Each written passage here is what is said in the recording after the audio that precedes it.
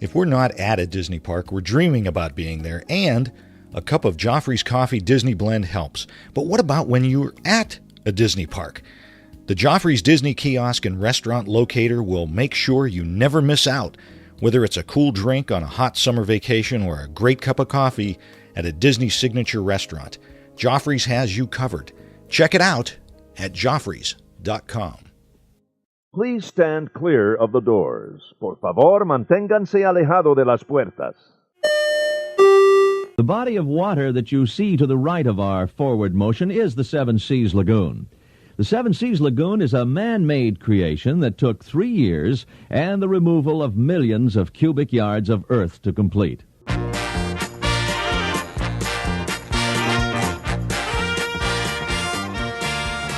Hey everyone, thanks for joining us. I'm Tim Scott.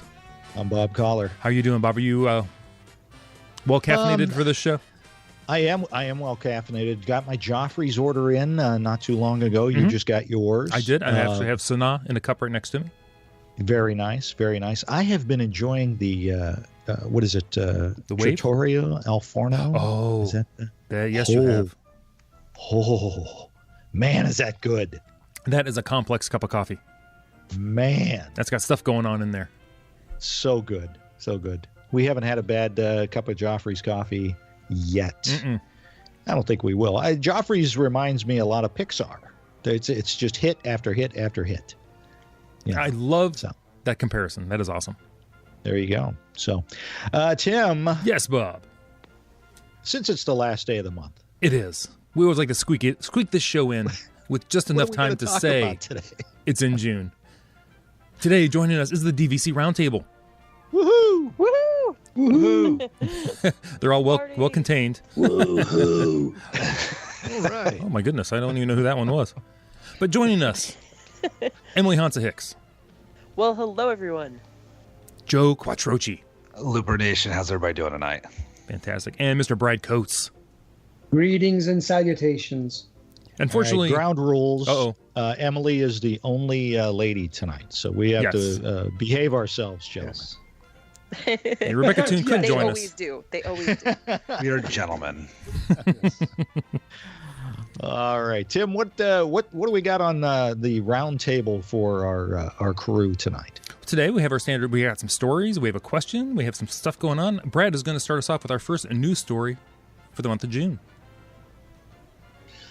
All right. Well, there's some news coming out talking about Aulani and some other things specifically.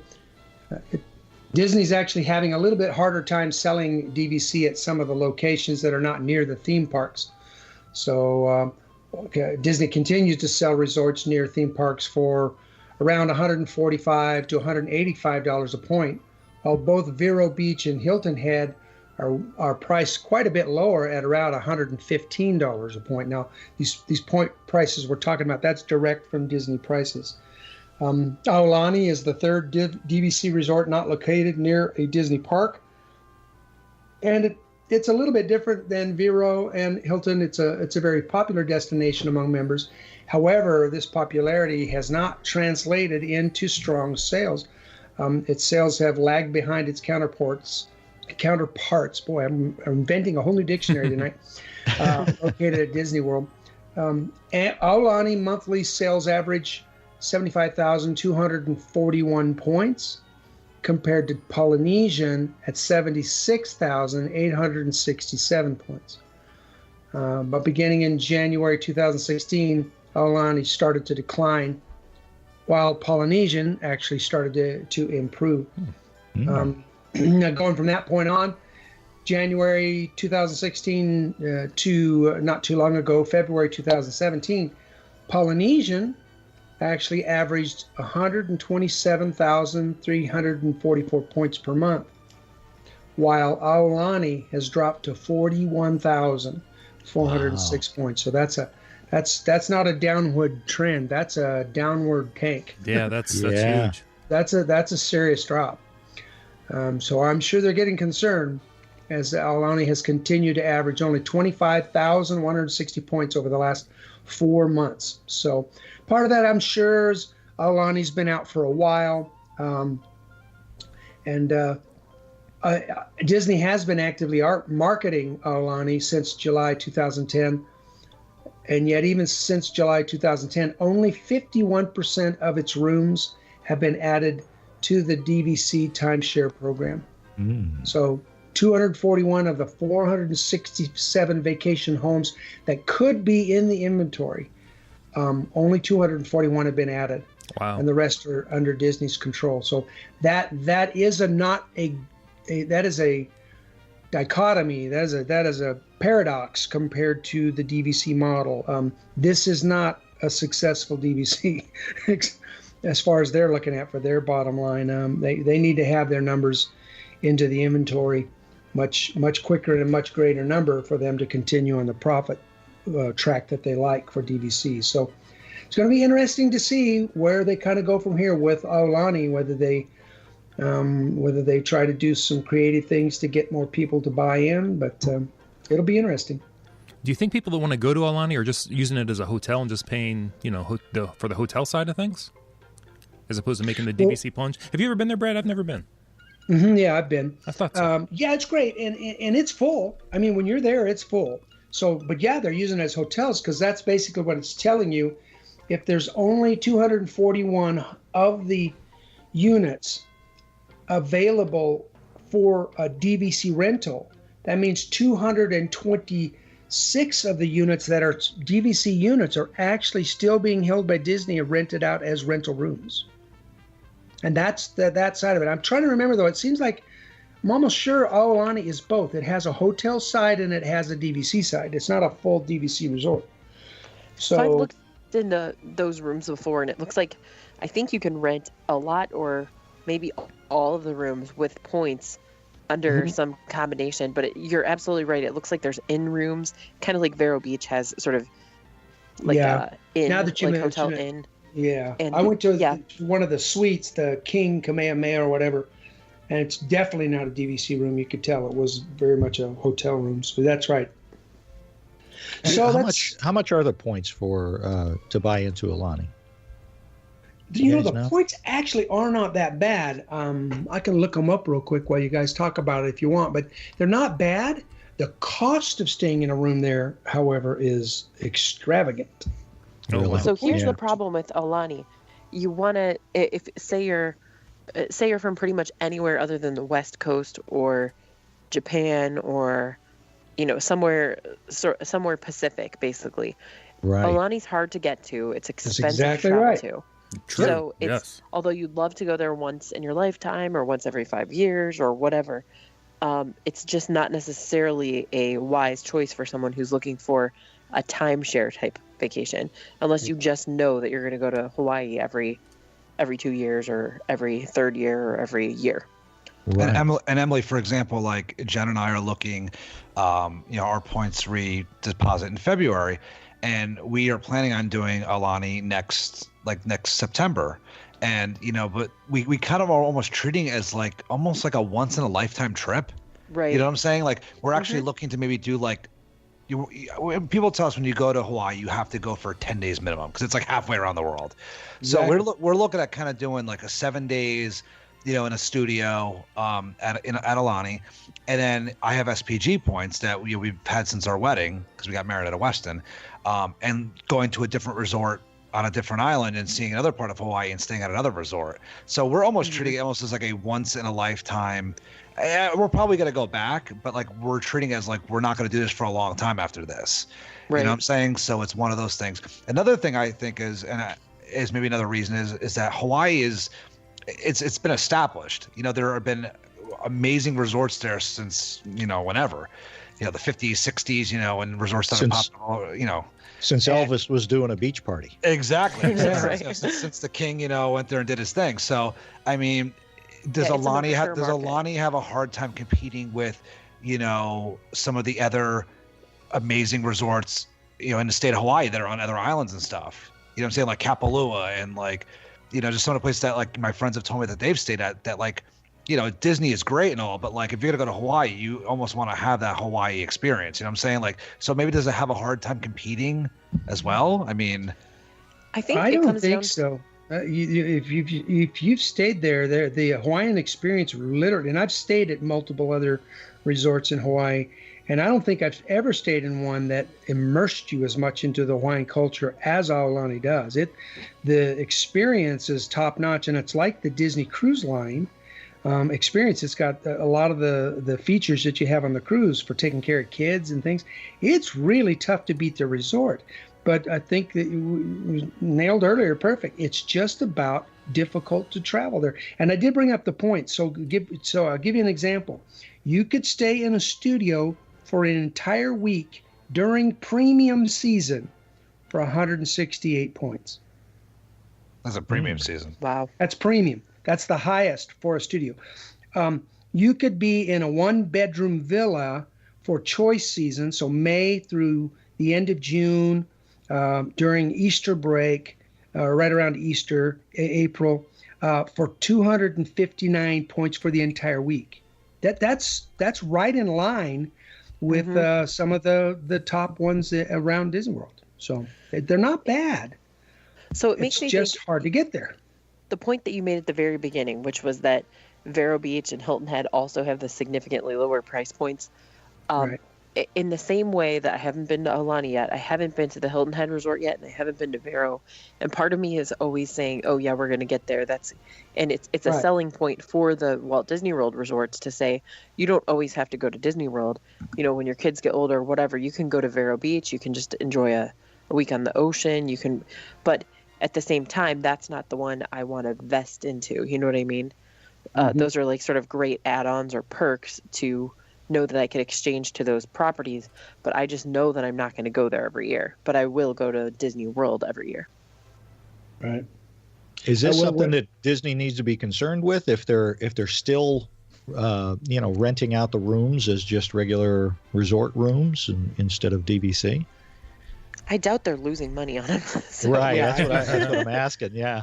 But I mean, aren't they going to want to get rid of this inventory eventually? Because they're selling Copper Creek right now. Eventually, they're going to start selling Caribbean Beach or whatever else is going to start selling, soon enough. Yeah. I mean, they're not going to want to have this Aulani inventory just sitting there. Well, so Emily, when you were there, was it packed? What, to Aulani? I've never been. The hotel, yeah. I've never been to Aulani. Oh, I thought you'd been. Who else had been to Aulani? Just me? I've watched a lot of YouTube videos. Right. All I can say is, it was full. So I realized as a DVC model, I think they're looking at it, and what it'll do is it'll make them gun shy to build resorts in exotic places away from Disney World. So chances of them doing again are far less because of Aulani. But I think you're right, Bob. I don't think they're losing money. They're full. It was packed when I was there. There was lots of people there, and those other rooms are being rented out. I will say though, I've looked at it multiple times just for the heck of it, and I can pretty much always find inventory within 3 months.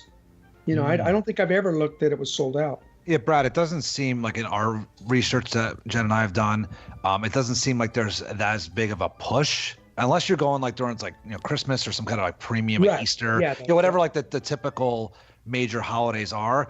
I don't get that, feeling of urgency. Like when, for example, we're staying at the Poly this September, when it was like 7 months out, I was on the computer at making sure I got my wait list in, whatever, you know what I'm saying? Like you had that urge to do it.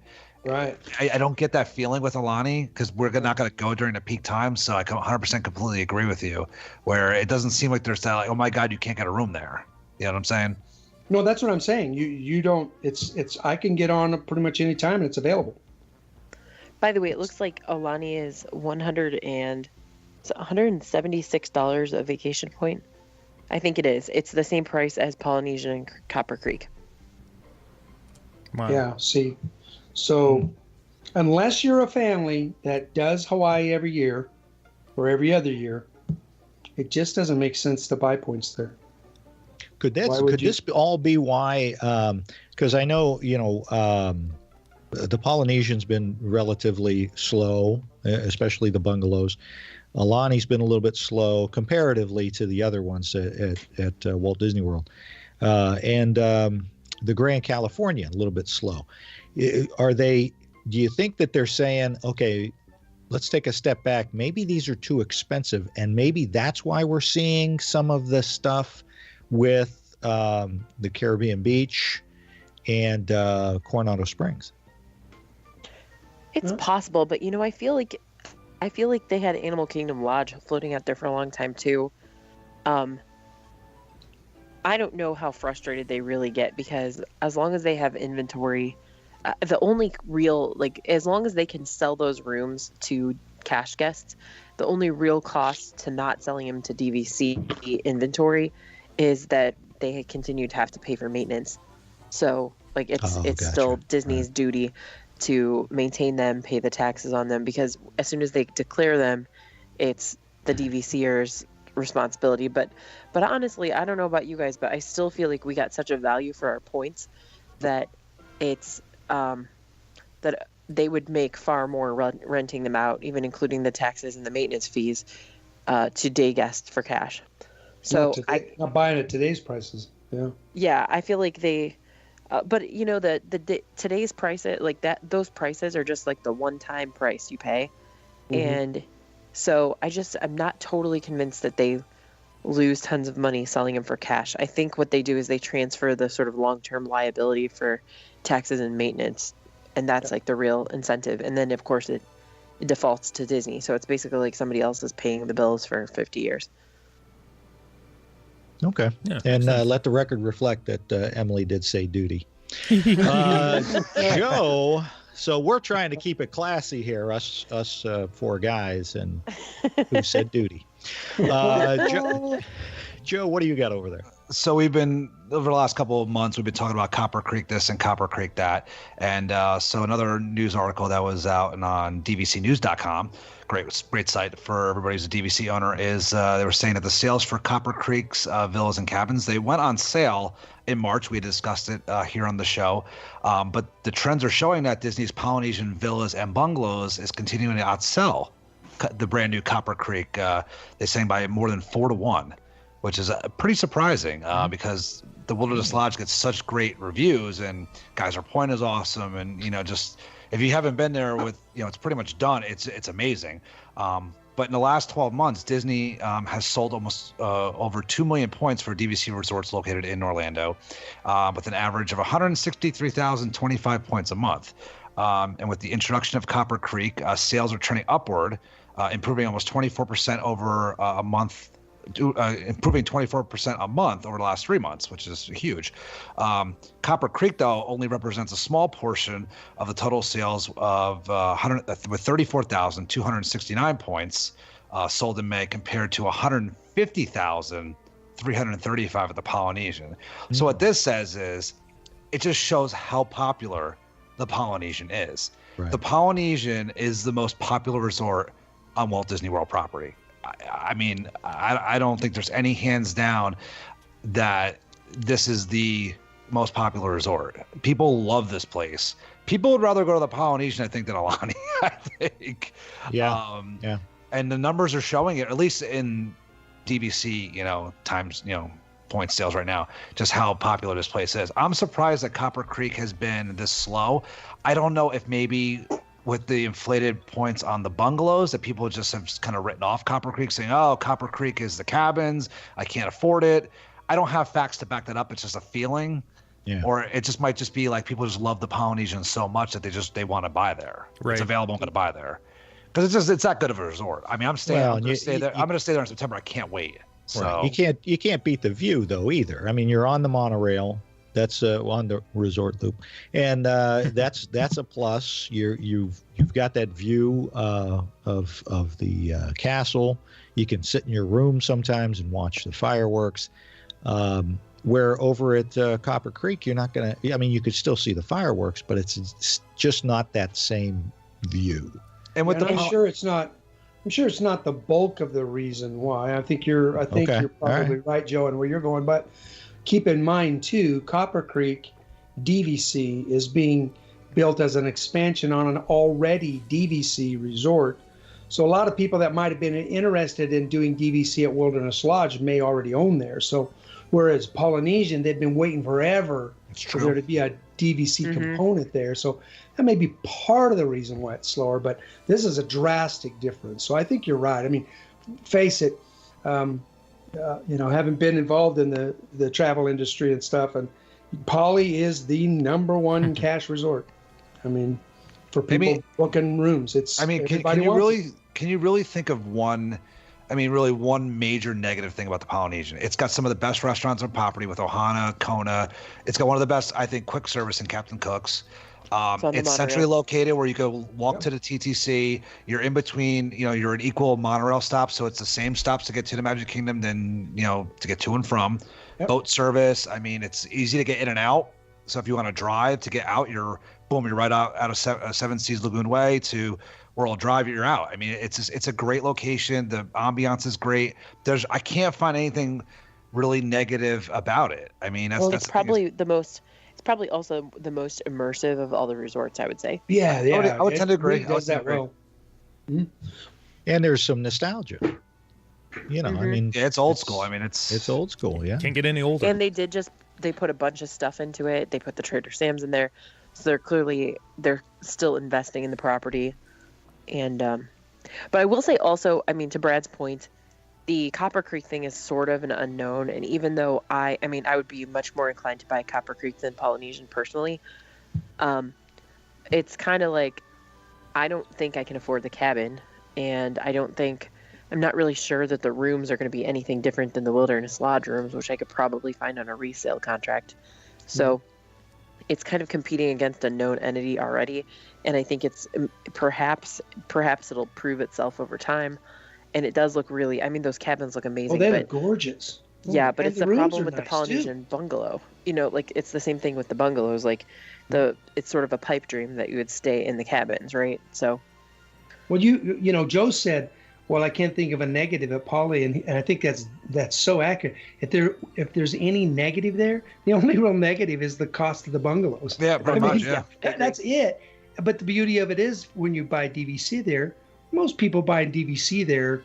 It's a pipe dream that they're even going to use their points there. They might do it one time. It's like Aulani. They're going to do it once in a lifetime, right? And they'll be done. But there's enough of the standard rooms that they still get so they're not drawn by that, where the cost of the bungalows isn't keeping people from buying Poly. But I think you may be right. Maybe the cost of those cabins is keeping people from buying the Copper Creek, because they're, like you said, well, I could already do Wilderness for cheaper than that and do aftermarket or whatever. But anyway, we'll see. Is there any real difference between the Wilderness Lodge studios and the Copper Creek studios? Yes. Yeah. Yeah, the new ones are very nice. Now, I haven't been in them, but I've seen pictures. I've seen a walkthrough, and they are nicer. They're very nice.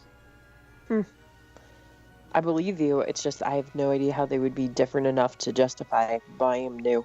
You know what I mean? Well, yeah, and please, yeah. Are they different? Yes. Are they worth, when I can buy aftermarket Wilderness Lodge for right, a third? Yeah, they're not that nice. Mm-hmm. Yeah. Does anybody have any idea, how much Polynesian, inventory is left before they're totally sold out there? Because people might be thinking, it's wrapping up and we got to get our Polynesian points while we can. And that's a good point, because, Joe, I think Grand Floridian, I'm not sure that Poly has sold faster than Grand Floridian. Now, and I was just about to ask you that. What was the Grand Floridian sell faster than Poly? But I think the Grand Floridian is smaller. It is. But let me just find out when Grand went on sale, because it was waitlisting and sold out basically around April of 2015. But even if it did sell out faster, I think if you were to take a poll of most guests, and I love the Grand Floridian, I was lucky enough to stay there a bunch of times growing up. I still think the Polynesian is a much more of a fan favorite over the Grand Floridian, even though it's their flagship. Right. I agree that people tend to be really vested in that one. I agree. There's no school like the old school. Yeah, that's right. That's right. And it's romantic. Speaking of romance, I think Disney should sue some more people. No. Oh, yeah. No. Emily, what do you got going on over there? Sure, I had no other lawyers. transition there. I liked it. Hey, I just wanted to put a plug in though for Joffrey's really quick since we were talking about the poly. Yeah. The best present that you can give a person is the Kona blend. Oh. Just saying. Oh. And if you are a fan of Resort Loop, you can sometimes find some of our Looper discounts that they offer us, and wait for one of those sales and then stock up and then give everybody you love a bag of the Kona blend, because there's just nothing better. Like, I give it to my parents for Christmas morning and we make a big pot of the Kona blend. It's just amazing. That's all I have to say. When you guys were talking about coffee earlier today, I was thinking about the Kona. So not just because I'm going to the poly soon. I will agree with that. Not to drag it out, but just to give you a heads up, I might disagree with you just a tiny bit. There is one thing better, and that's, I'll tell you, that pure Kona from Joffrey's. Oh, yeah. That's better than what I got in Hawaii. That stuff is really good. Yeah. It's expensive. It's very very good. Right. But it is Kona blend budget. You're right though. You're right though, Emily. It is a perfect gift for a Christmas morning or a Thanksgiving after meal or something like that. It's perfect for that. An anniversary morning. I've yet to meet anybody that didn't really enjoy Kona or Kona blend coffee. It's got such a good smell and aroma. So smooth, yeah. Now, is Chris DeMezzo going to come out with a Northeast Ohio blend for us? Possibly. Yeah, you never know. It's not an iced coffee; it's a frozen coffee. Oh my gosh, he needs to come out with a Resort Loop blend. That would be so amazing. You know what? That would top off Kona coffee? It would. A lawsuit. Oh yes. Well, speaking of lawsuits. Nice segue. So, Disney parks and resorts are suing over their property tax assessments from 2016. So I don't know if you've ever looked at the numbers. I'm sure you all have if you own property, and been horrified when they jump. And the county I live in is sort of renowned for raising assessments and then sometimes getting in trouble for it, etc. And so I've actually had the opportunity to challenge a tax assessment successfully, but I've also known people to non-successfully challenge these. But Disney is apparently confident enough to file a dozen lawsuits, or nearly a dozen lawsuits, and they did that at the end of last month in Orange County Circuit Court. And they were arguing that the tax assessments by the county exceeded the property's fair market value and incorrectly included the value of certain intangible property in their assessments. And you could see exactly what they mean there. They're saying you're not just sort of weighing us up against any other hotel property.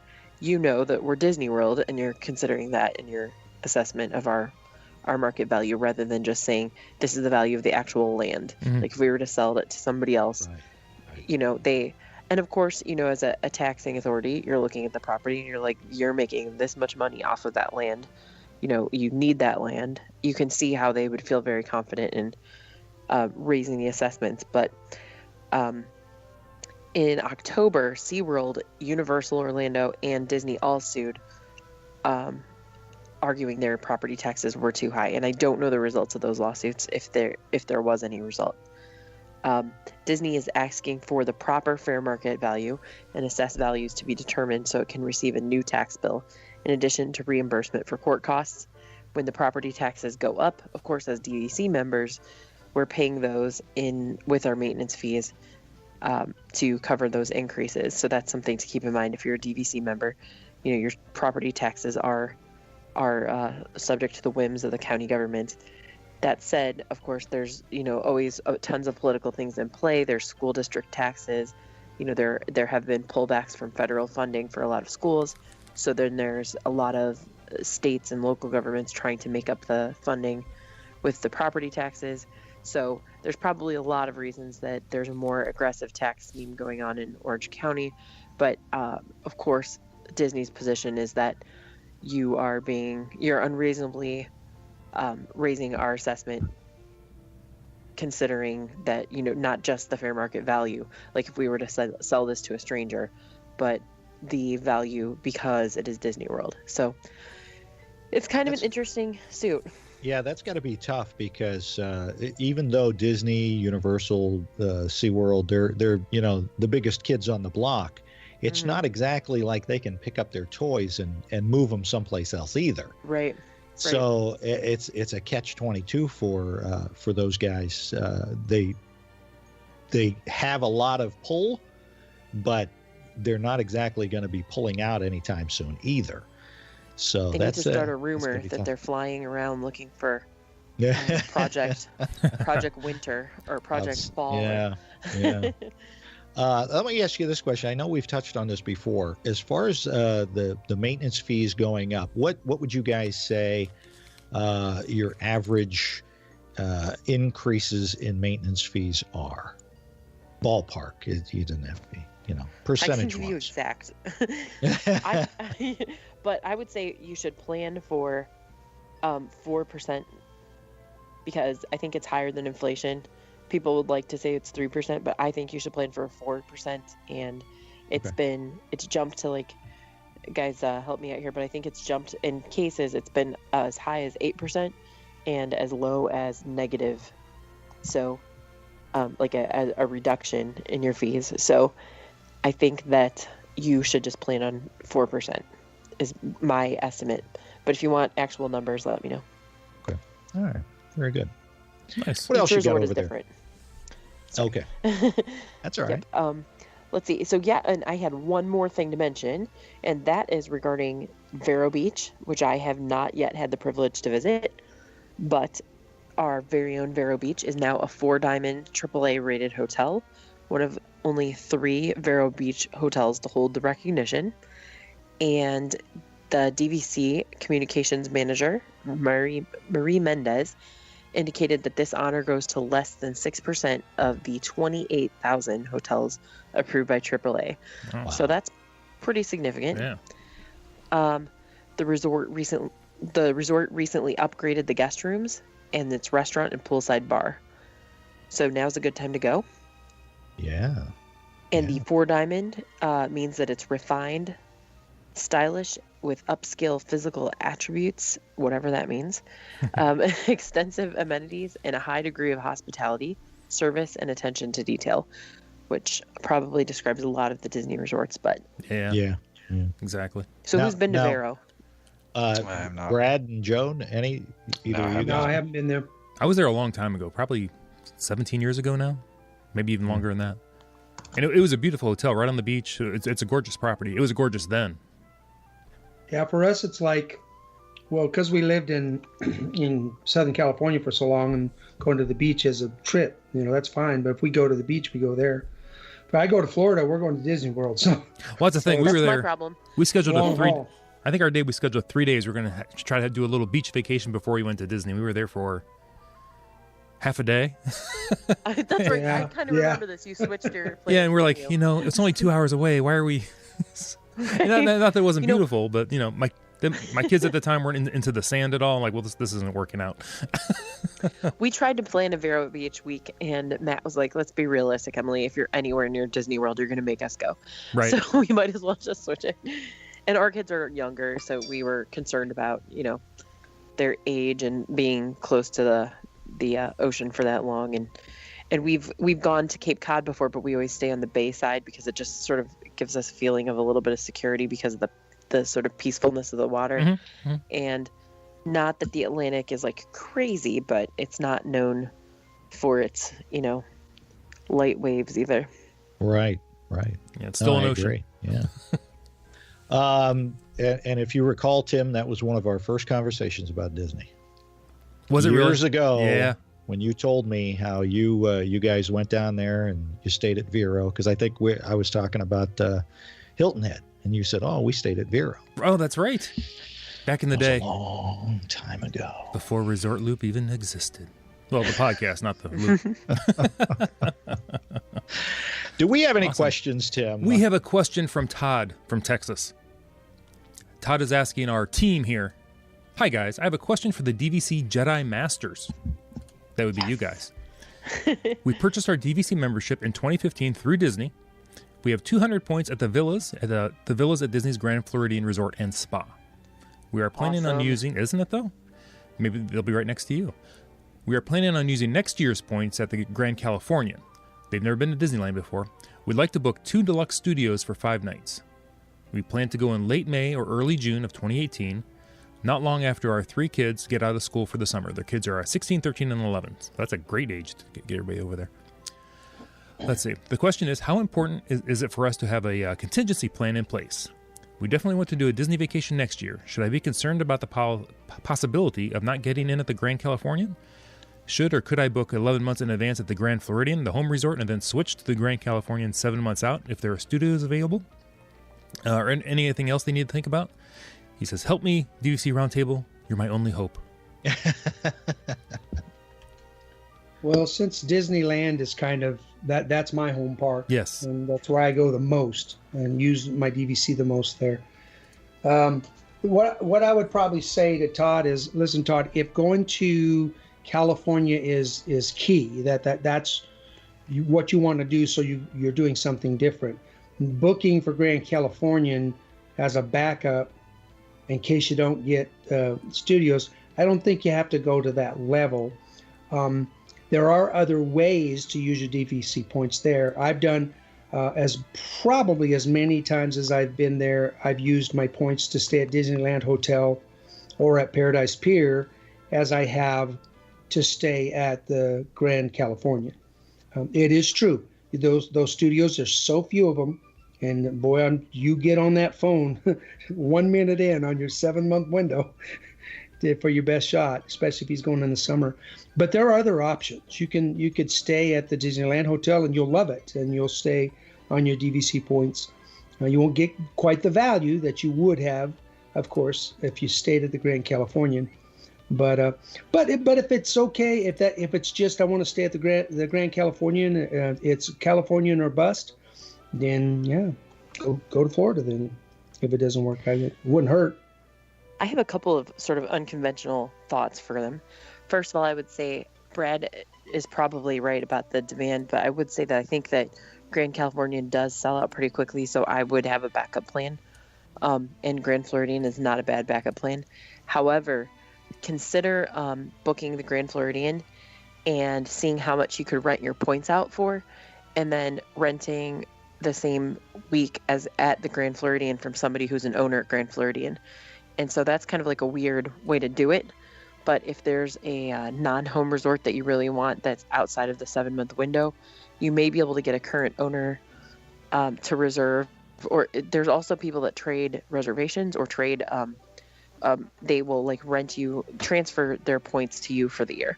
So you could see if anybody was willing to do that. There's boards that do those transfers and things like that. So that's one way to, if you weren't going to go use your points in a different way.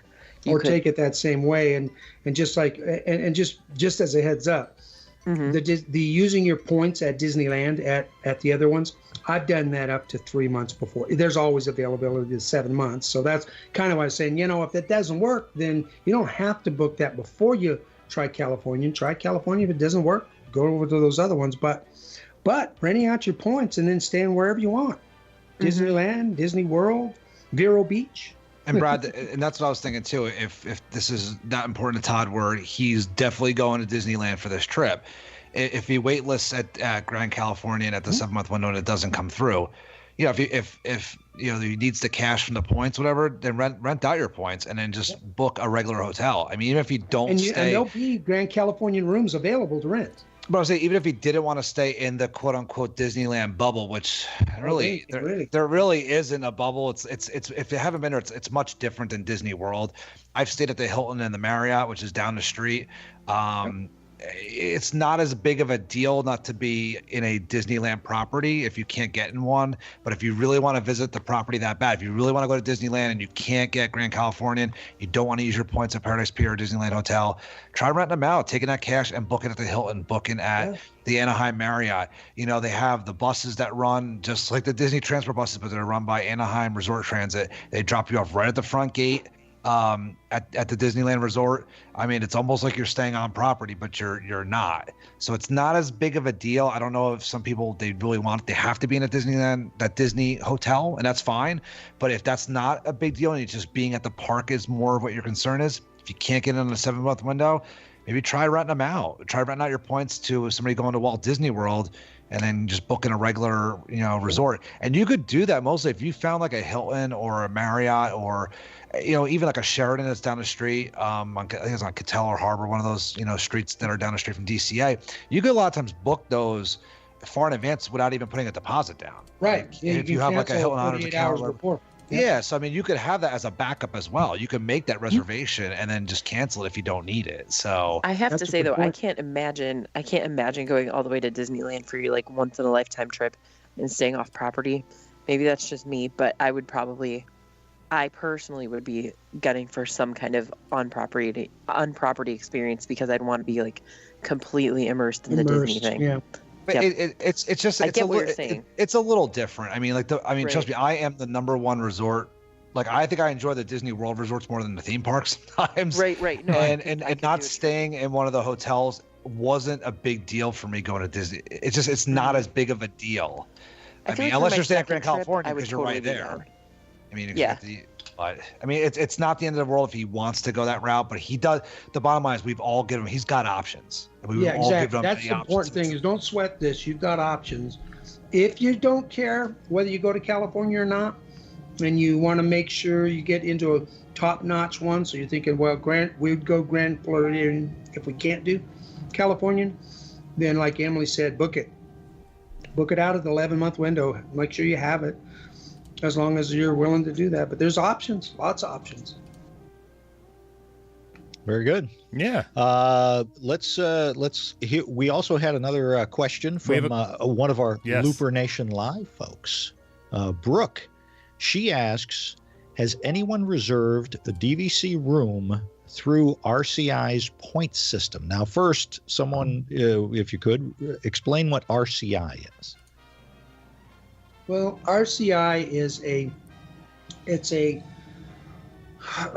rental property or a company that basically networks between all different kinds of companies around the world. So most RCI places originally were set up in the old model where where you can have a resort where you get a red week or you get a green week, and you can only do these certain weeks. What they do is you can trade. So you can trade in your room, and if it's accepted, then they'll give you the ability to then rent out another room. They'll give you a value. So I think do you guys remember on the DVC points? I think it's like 200 points will rent. Is it 2 weeks? I think it varies by the season. So there's like there's different zones qualities on the RCI. Yeah, and then there's different size rooms, just sort of like DVC. that's true too. But they're in categories. Different resorts have different trading powers and all that stuff, and that's a whole nother show for another day. But and it's I think actually the less reality is for complicated. any of us here, I'm going to go out on a limb and say, because what they're asking, have we ever used? It sounds like she said, have we ever used our they own somewhere else and used RCA to rent Disney? And since we own DVC, we wouldn't have ever done that. I see. Gotcha. So It doesn't sound like yeah. she's asking how do you use Disney DVC points to do RCI. Right. You might be able to speak to that, but I can't speak to anything to coming through RCI to stay at Disney. I've never done So that. I have researched this because we did consider trying to use RCI points, trading into good. RCI, but I would say what the things you have to think about are make sure you're paying attention to the price of a lot of the exchanges have like a fee, so it may be more than like $95. It may be like a $200 fee, or there may be cleaning fees or things like that. So really understand what your fees associated with the They're trading going to are. charge you a search fee, definitely. You Right. put in a quote-unquote search for the resort. Mm-hmm. So what you need to do is look into all the fees that are involved and then compare that to renting points from, say, somebody at one of the point rental places without like advertising a specific one. I think we used the timeshare store in the past, and I know David's does it, but you may want to look at the price that you would pay or for your point value cost plus the fees and compare that to the actual point rental fee that you might get from a place that just straight up rents points. That said, you also want to check into whether or not housekeeping is provided, because it may actually be provided, especially if there's a fetus associated, which it wouldn't necessarily be provided if you were just booking through DVC. So you want to understand exactly what sort of entailed. You want to make sure that you want to check to make sure that you're going to get Magical Express privileges if those are important to you.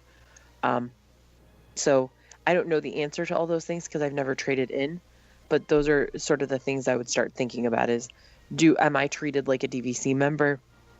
Of course, I don't think you'll be getting any of the DVC discounts, like the restaurant discounts or the merchandise discounts or anything. But you'll want to understand sort of like what it means to you to be staying there as a sort of a RCI trade-in. Okay. Very good. I hope that helps, Brooke. Let us know. Let us know. Yeah, follow up if it doesn't help. And I just want to add on one more talking. thing. If I don't know if she knows this or not, but if she can't get into a Walt Disney World resort using her RCI points, if she's not aware of this, there is an RCI traded resort called Orange Lake Resort and Country Club. It's down the street from Animal Kingdom on 192. My parents actually own there. It's a fantastic resort. It's not on Disney property, but it has its own lazy river, its own water park. It's got like 4 golf courses. It's gated security. It's very nice. It's actually pretty hard to get into. So it's just another option that if they can't get into a DVC property and they don't want to do one of the exchanges, whatever, they just want to use their RCI points. That's something to look at. It's a fantastic resort. I've stayed there. My parents own there. It's really nice. That's a good option. I've also heard good things of Bonnet Creek, Wyndham, I think. Yes. Oh, yeah. Yeah. That is on property. So Right. there you go. Yeah. Has anybody stayed there yet? The Bonnet Creek? I don't leave the bubble, sorry. There's also I like a can't Hilton even back drive there, I there think. because I don't want the I pressure of know. having a car and having to leave the property. I know. The last time we went down, I think it was Yacht and Beach Club, the Swan and Dolphin. We're having a great deal. So I asked my kids, I said, are you guys okay with me booking the Swan and Dolphin? And they're like, no.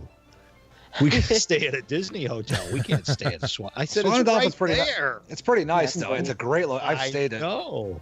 I will make an exception for Swalfin. The only problem is that they don't have the Magical Express. Right. So Yeah, that would be tough. But you do get Yeah. extra magic hours, which is Yep. nice. Right. Yep, everything Great else is fine. restaurants.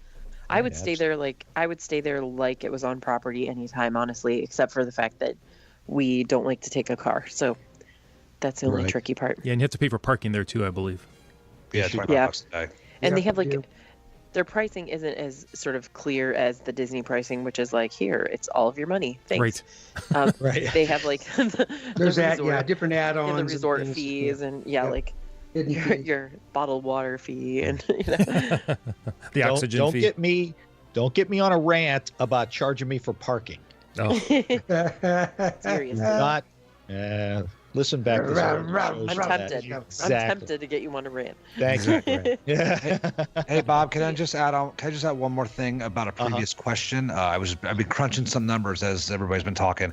In regards to the maintenance fees going up, 2015 it averaged 3.4% over all the DVC resorts that the maintenance fees went up. In 2016, the lowest of the averages for them to go up was Vero Beach at 0.31%. The maintenance fees went up. The highest was Saratoga Springs at 5.11%. So I did find some of the numbers. So like I might say, if you average about 4%, that's actually on the middle to the high side, but you'll be safe if you average that. So And if you ever really want to take a look at that on all resorts, DVCnews.com has a great chart. They keep showing changes every year for every resort. So Okay. Now, is that something that you have to be a member to access, or no, that's a the Google. Okay. yeah, DVC All right. News is a community site where it talks a lot about DVC News. DVC. Excellent. Very good. great. Well, Tim, we just wrapped up a 3-part series. Who knew it was going to be that when we started? Looper Nation came through. They gave us all of their regrets, their Disney regrets, what they should have done, what they shouldn't have done. shouldn't have done. And so that prompted you to ask this question of our DVC Roundtable members. Go ahead. Guys, everybody, what is your biggest regret involving your DVC? Ladies first. Emily. Oh my goodness. So I think that it's not quite a regret, but when we were making the purchase, I guess it's something I wish I had thought about. How about that? When we made the purchase, when we made the decision to go into DVC, we did it based on the fact that we thought we were always going to be traveling in January or February and September. And so that is kind of how we chose our dates. That's how we chose our resorts, and how many points we wanted. And I didn't plan in my wildest dreams on becoming a runner, like at all, trust me. Right. I think like the beginning of the Resort Loop Roundtable, I think we could all probably go back there and I would probably be like laughing at the idea of physical labor or exercise at all. And something happened, and now somewhere along the way, all of our points keep disappearing because we keep going for race weekends that are not always the bottom of the point chart, which is sort of what we planned on. So I guess we made our point calculation based on a week in January and a week in September, or a week in February and a week in September. And really what we probably should have done is made our point calculation based on sort of a mid-level, like a couple like seasons. There's different stratas of seasons, which is how they determine the point value for a particular room. So we probably should have just bought points based on like a middle season rather than the peak season or the low season. And we purchased based on the low season. So we also only had 2 children, and I'm not saying I regret having a third. I just think, no, just kidding. So, what I'm saying is, I regret not considering the fact that we might have a third child when we bought DVC too, because a 1-bedroom gets tighter, and I'm sure it'll get tighter and tighter with 3 kids as they get bigger. Like right now we can put them in pack and plays and just assembly line them. But we, obviously they're not always going to fit in pack and plays at this point. There's the oldest is the oldest by 2 minutes is starting to get too big for the pack and plays.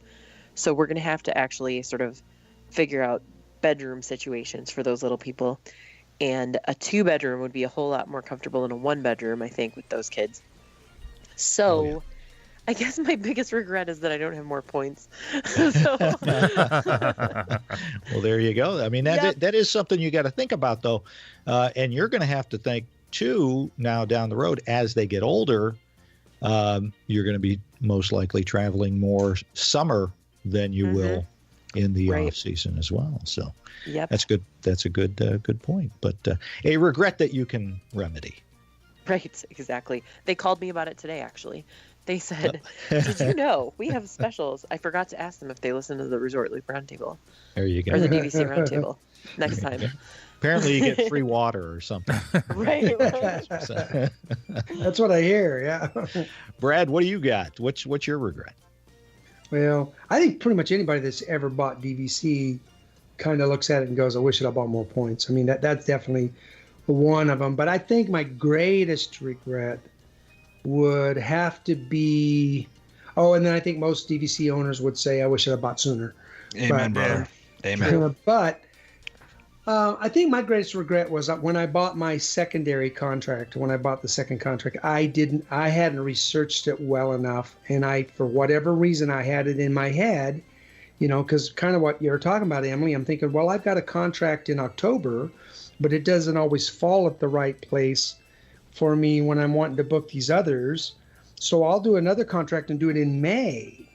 And so now I got a contract in halfway through the year, and that'll be a perfect closer to booking times, 11-month window. It'll be more effective. And I thought way too much, because you do not want to buy 2 contracts with different use years. It becomes a nightmare. And so I say that it's not a nightmare, but it's just a lot of work. So when I go to book a room and I want to use both points from both contracts, it's, well, those points aren't matured yet. These points, you can't carry those points over into here. You can book that now, but you can't book that now. And I wish I had bought the same use year with my my second contract. Yeah, you guys have mentioned that before, the use year. Make sure you're getting it. It's big. Trust me, as the guy who made the mistake, just learn from my mistake. And although I didn't do that, because I listen to people like you, everybody out there, listen to him, because I've heard this one before. Like, this is a very common regret here. Yeah. How about you, Joe? Well, I echo Brad's sentiments where I wish I would have gotten in earlier. I hear stories of Emily. I think, Emily, you paid 60 something at Saratoga, right? 62. Yeah, so that's about 20 something dollars a point less than I paid. So I hear, and there's people that bought even before that were either original DVC members at the Disney Vacation Club Resort back in the day. We actually know a few people that were original owners. So in what the perks they used to get. Now, obviously, I was a little young when that was going on, but if I would have bought a little bit earlier, that would have been great. Also, too, is I have 2 contracts. I have 180 points. One of my contracts is 150, one's just 30. If I could go back, I would like to maybe have 2 100-point contracts, maybe have 200. I'd like to have the same use here, which I currently do. I would like to have my 2 different resorts, though, just to give me options where like I'm not all, which for me it's great because everything's at Saratoga right now and everything is in February, so that's fine. It's easy for me to have to keep everything in line. But if I had 100 at Saratoga and 100 at the Polynesian, for example, at least it give me some options, to where, hey, if I want to go window, sure. Yeah, so I can at least get in, half the trip, or whatever, and I can always tack on once the other contract kicks in, the 7-month window. So it would just give me some more options. Wouldn't be as stressful to have essentially a second home resort where, like we've been preaching, make sure you like your home resort where you stay, and it would give me another option of a second hotel or second resort that I would love to be at all the time. So that's that's a smaller regret, but my biggest regret of the 2 is just not getting in early enough. And that's what, we'd like to tell everybody who's listening to the show. Obviously, if you're listening to us right now, you're a big Disney fan and you're a big DVC fan, or you're a fan of Tim and Bob. But if you're on the brink of buying DVC, you're most likely probably going to do it if you could financially do it. If you could do it and you want to do it, just do it, because the longer you wait, the more the points are going up. I know even me as a DVC owner, I've just seen the points from Disney just go up from like the 140s up to 180s already. Now it's been like, when I read, it's just crazy. So 176, when I read that to you guys, like, part of me was like, no, that can't be right. That's not even possible. Like, when I bought my points direct from Disney, like, I thought 150 was a lot for the Grand Floridian. 176. I don't know how everybody's doing this. I mean, with God bless them at $178, whatever it is. But if you're thinking about doing it, I mean, always do the research. But if you're ready to pull the trigger, just pull the trigger and do it, because it's just by every day goes by, this stuff is not going down in price. I mean, even like we talked earlier, Alani's not selling. It ain't going to be discounted. Yeah, they might throw a promotion in, but they're not going to discount the price of it. So yeah. If you're, and that really comes into play with the amount of the price on points now. So, because we hear that all the time. Is it worth this much for these points? And I would say it would not be for me, because I'm towards the tail end of the cycle. My kids are grown. My youngest is 18. We'll still do Disney, but we don't do as much. Whereas if my kids were little, then it makes sense. You get your value. If you're going to do a lifetime of that and you can really get the value out of it, go for it. The point price is not bad.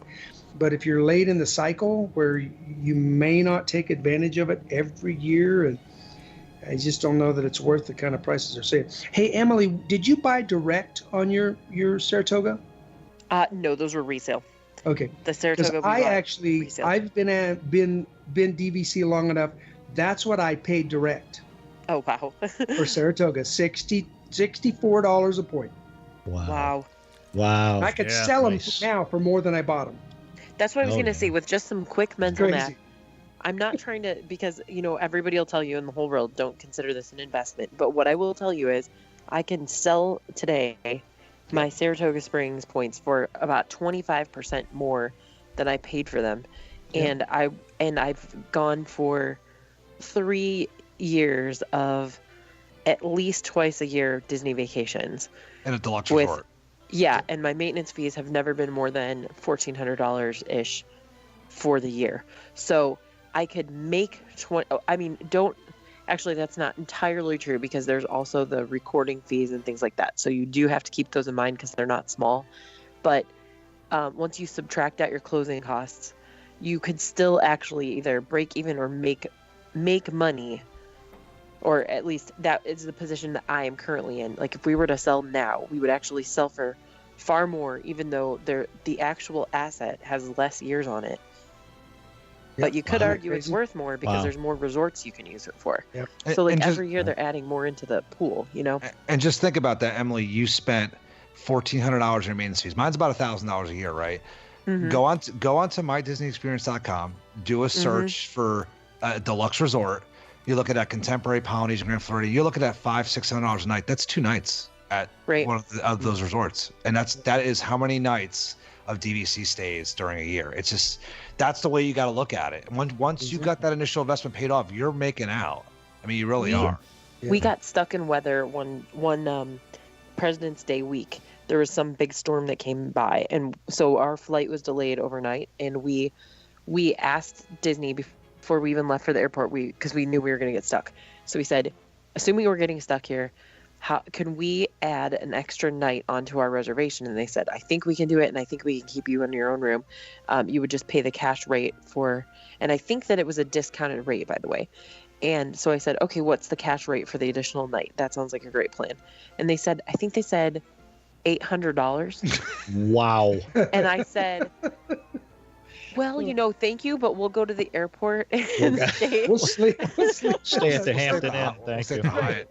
And that we'll give the kids a tin cup and a yes, sign, and I was like, we'll do what we have to do. We'll go to the United Lounge and try to sleep. And they probably said it with a straight face too. That's the best part. I know it was I think it was with a discount, like a weather discount or the DVC cash discount or something, which is some elusive, like 25% discount if it really exists or something. But Bob always says, be nice to the cast members. Just be nice. Nice. But can you believe that one night after a full week? Crazy. Yeah. It was insane. Well, listen, guys, I want everybody out there in Looper Nation to know, I'm sure a lot of people are wondering where Rebecca is. She couldn't join us tonight for the roundtable. She was originally going to, and she had some family commitments that she had to handle. But any lulls in the conversation this evening were because Rebecca has been messaging us the roundtable throughout I had to mute the at show. this end. She's been trolling us the whole time. We were And merely by puppets. messaging, I mean either. harassing us. Yes. So There were pictures involved, folks. There's pictures involved. Right. There was. We are calling you out, Rebecca. And so, Tim, I think that is all I have for the DVC Roundtable tonight. I think I do as well. Everybody, thanks for joining us this month. I love the show every month. Oh, by the way, can I add one more thing now that we're done? That was Rebecca chiming in. Yes, go ahead. Right. Just because I've talked about this before, the Lilo's Playhouse thing, and we talked heavily about the Poly today, and we're anticipating a trip to the Poly shortly. Lilo's Playhouse apparently is going to be open like kind of like a community center in the beginning of the day. I forget the hours. I think it's like 10:30 to 4 o'clock-ish when they start the childcare. So basically it's like an open house for the whole family from like 10:30 till they start the closed babysitting services. And that's going to be really cool. Basically having sort of a community hall experience at the Poly too. That is awesome. Hey. Yep. Nice. I'm excited. Nice. Sorry, Very you good. can be really done now. No, we're done. Really Okay. done. Emily, tell us where people can find you besides Looper Nation Live. You can find me if that's what you asked. I did. Because I think I just got a beep from Rebecca. But you can find me at First Comes WDW on either the internet, firstcomeswdw.com, or at First Comes WDW on Twitter, at all of the various Resort Loop Rocketeers sites, keeping Joe company. Sure. And soon to be, I don't know if I can break this news, but I'm just going to do it. So Tara, forgive me. DisneyLounging.com. So the site is not fully up and running yet. I mean, you can go there, but it's not really live. But so maybe give it a week and then come visit us. I'm sure I'll plug it later. But we're hoping to launch for the 4th of July weekend. So there you go. Very nice. And real quick, what is Disney Lounging about? Cheers. So yes, it's about basically the enjoying the adult side of Disney. It's kind of we'll be reviewing various lounges, bars, the places that you can go, like Top of the World, Nomad Lounge, things like that. So a little bit where it's not going to be like necessarily your drink around the world destination, but it's going to be sort of like a little bit of a resort feel, where I'm really not describing this very well. No, but I love that you have. Get the idea. I love that you have blog tenders over there. Blog tenders are awesome. I haven't had enough drinks, so yeah. But we also will hopefully have some merchandise and things like that, so you can join there. We always are looking for guest blog tenders. So if you have experience that you really enjoyed, like I think you guys really enjoyed your Tiffin's experience. Yes. Although that's not technically a lounge, if you went to Nomads and you want to tell us about your experience or your favorite place or comparisons, basically we'll take any guest blog tenders. It's very friendly. Nice. Blog/lounge place. I'm looking forward to that. There you Excellent. How about you, Brad? Where are you at? I'm at my house. And your address is? He's so literal. First off, he's literal. I'm no longer on Facebook. I had to turn that off because Rebecca kept dinging you guys kept dinging my That's just like her. Just like her. You can find me Papa Mouse 1 on Twitter. You can find me Brad Coates on Facebook or FTJ by Brad, and also hanging out with the Diz Dads at our Diz Dads forums. Although I've kind of been on hiatus the last couple of months because I've been kind of swamped. So this has been my podcast fix for the last few months. So thanks for allowing me to keep being a part of this. Oh, thanks for being a part of it. We love having you. It's our pleasure. How about you, Joe? Sure, you can find me on the Twitter machine at Joe Qua. You can also find me over at the Resort Loop Rocketeers, training for the Chicago Marathon and rooting all the other Rocketeers on in their training for their races coming up this fall, and Dopey and all the marathon weekend events coming up in January. And you can also find me over at the Mickey Dudes podcast. There you go. Yeah, I forgot to say you can find me on Resort Loop Rocketeers, but it's because I'm complaining about how bad my training is going. So, but at least you're doing it. You're doing it. That's all that matters. I am. That's right. I got back from the foot doctor just in time to do this podcast. So excellent. Nice. Yeehaw. I'm waiting to find out if they're transferring my January half registration to Wine and Dine. But if they do that, then you can find me. Joe, if you want to come train with me, I'm going to go run here in about an hour, and it should be down to about 91 degrees. I just did my speed work before we started, but I appreciate that. Thank you. Nice. I cut the grass. There you go. That's something. You got to have goals. I did my lounging work. Everybody, thanks for joining us. I'm Tim Scott. You can find me on Twitter, Facebook, and the website, ResortLoop.com. Like us on Facebook, rate us on iTunes, and what else should folks do, Tim? Before you share the gateway to the magic, stay tuned to the end of the show for the outtake I just put at the end of the show from just before now. See you, everybody. Goodbye, everybody. We went off the rails about 1:05 into the show. See you, everybody. There it is. Oh, wait. Yeah. Huh? Did we end now? I think See you, everybody. Am I still rolling? There you go. Emily, it's your turn. See ya, everybody. Bing bong. Bing bong.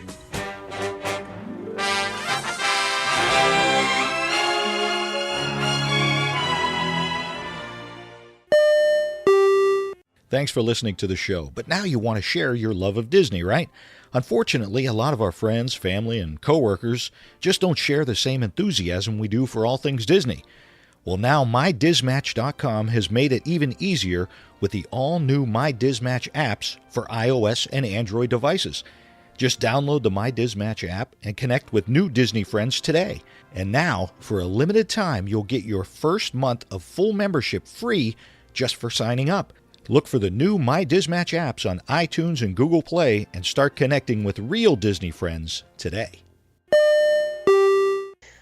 All right, Bob, I think that's... They've already cut us off. We're still recording. We're still recording. I'm still waiting to hear. That's all I've got.